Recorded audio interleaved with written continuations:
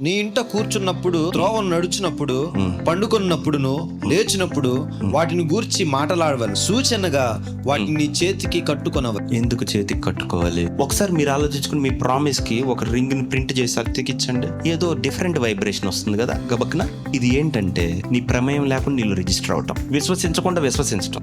ఇక్కడ నీ ఫ్రంట్లెట్స్గా ఉండాలని, నీ తలకు బాసికగా ఉండవాలను. ఇంట్లోకి వెళ్తున్నావు అనుకుందాం, యెహోవా నిన్ను దీవించాడని మళ్ళీ అక్కడ ఉండవలను. సో నువ్వు ఎక్కడ వెళ్ళినా దేవుడు వాక్యాన్ని ఎలా పెడుతున్నాడు? అది నీ హృదయంలో, నీ నోటను, నీ కళ్ళెదుట, నీ చెయ్యెదుట, నీ తలకి బాసికగా, నీ తలుపు మీద. ఎందుకని అలా చేస్తున్నాడు? ఎక్కడున్నా నువ్వు దాని గురించి ఆలోచింపజేసి ఆ పరిధిలోనే ఉంచుతున్నాడు. ఎందుకంటే తను దగ్గర అవుతున్నాడు. మీ విడుదల చాలా సమీపం ఉందని. నీ హృదయం దానికి దగ్గర అవుతే దేవుడు మీతో మాట్లాడతాడు దాని విషయం. దేవుడు పలానా ప్రామిస్ ఇచ్చాడు అని చెప్పి దాన్ని తీసుకొని వెళ్ళి మనం షెల్ఫ్ లో పెట్టామనుకుందాం, దేవుడు మనతో మాట్లాడలేడు. బైబిల్ని ముట్టుకోకుండా ప్రభువా ప్రార్థన వర్షిప్, ఓ హల్లెలూయా, ఆ టంగ్స్ అని నువ్వు ఎన్ని మాట్లాడినా దేవుడు నీకు క్లోజ్ కాలేడు. You will never grow.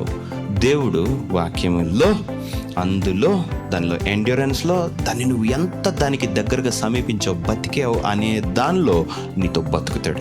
అటు నుంచి వస్తాడు నీకు విశ్వాసం ఇవ్వటానికి.